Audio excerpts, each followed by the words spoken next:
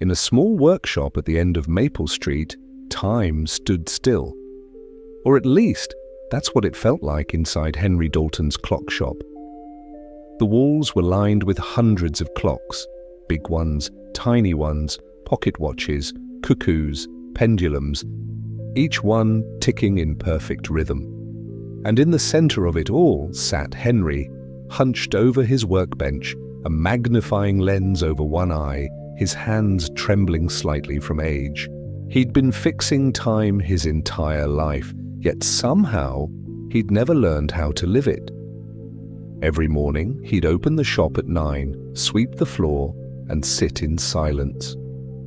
Outside, people rushed by, young, alive, busy, but Henry stayed trapped in his routine, measuring his days not in moments, but in seconds. On the shelf above his bench sat an old photograph, a little girl with pigtails and a missing front tooth holding a toy clock. His daughter, Lily. He hadn't seen her in 3 years, not because she lived far away, she was only a town over, but because he always said the same thing. Next week, I'll visit her next week. Next week never came. One afternoon, as Henry adjusted the gears of an antique watch, the shop door opened and the small bell above it chimed. A woman stood there, in her 40s, elegant but tired. Her name was Margaret, his daughter-in-law. "Henry," she said softly, "Lily asked about you again?" He didn't look up. "She knows I'm busy. These clocks don't fix themselves." Margaret hesitated. "She just wants to have dinner with you. One night, that's all." Henry sighed, tightening a screw. "Tell her I'll come next week." Margaret frowned, biting her lip. "You've been saying that for years." Her voice cracked. "She's sick, Henry. She doesn't have much time." He froze. The sound of ticking filled the silence like 1,000 heartbeats. That night, Henry sat alone in his workshop, surrounded by clocks. Tick, tock, tick, tock. Each second seemed louder than the last, pressing against his chest like guilt-made sound. He picked up the photograph of Lily and whispered, "I'll come tomorrow, I promise." He turned off the lights and went to bed. But even in the dark, the ticking followed him. The next morning, he packed his old watch tools and a small box wrapped in paper, a gift he had been meaning to give her for years. It was a silver pocket watch engraved with her name. "To my daughter, so we'll always share the same time." He boarded the morning train, his heart pounding with every mile. Through the window, the world blurred past. Fields, houses, towns, like the years he'd wasted slipping through his fingers. When he finally arrived at Lily's house, Margaret was outside watering the garden. She turned and froze when she saw him. "Henry," she whispered. You're here?" He smiled faintly. "I told you I'd come." But her face changed. Her eyes filled with tears. "Henry, she passed away last night." For a long moment the world went silent. No ticking, no wind, no sound at all. Henry felt the gift fall from his hands. The paper tore as it hit the ground and the watch rolled into the dirt, face up, its second hand frozen between 2 beats. He knelt down, unable to breathe. "No, I was just 1 day too late." Margaret knelt beside him, her voice trembling. "She wanted you to have this." She handed him an envelope. Inside, in shaky handwriting, were the words, "Dinner tomorrow at 7. Don't be late again, Daddy." That night, Henry sat alone at his table. Across from him he placed a plate, a fork, and the photo of Lily. He wound up the silver watch and set it down beside her picture. Then quietly, he said, "I'm here now." The ticking resumed, slow, soft like a heartbeat. But, Henry knew, sometimes can't be fixed. The morning after Lily's funeral, Henry sat at his workbench again. The clocks around him ticked as if mocking his grief, every second a reminder of what he'd lost. But one clock didn't tick. It was Lily's pocket watch, the one he'd made for her.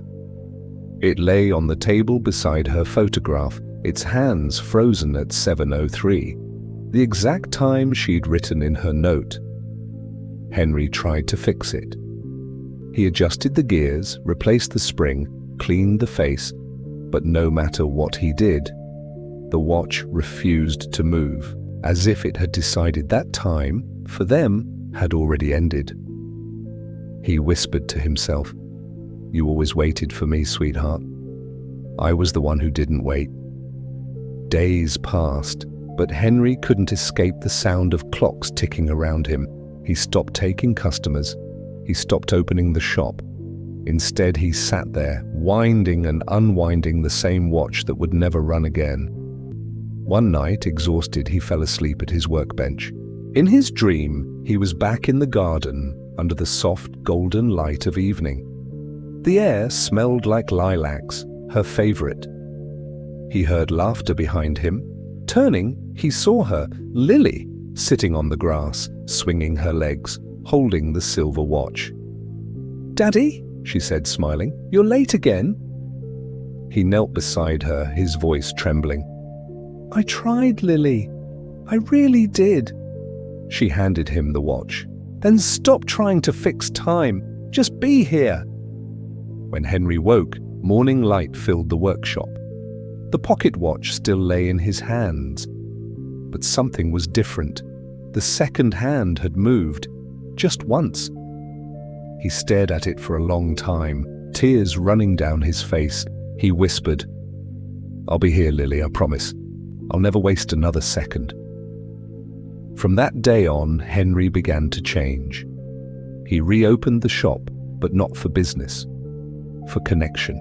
He started fixing clocks for free, especially for children who'd broken them. He'd tell them stories as he worked. You can always repair what's broken, except time, so use it wisely.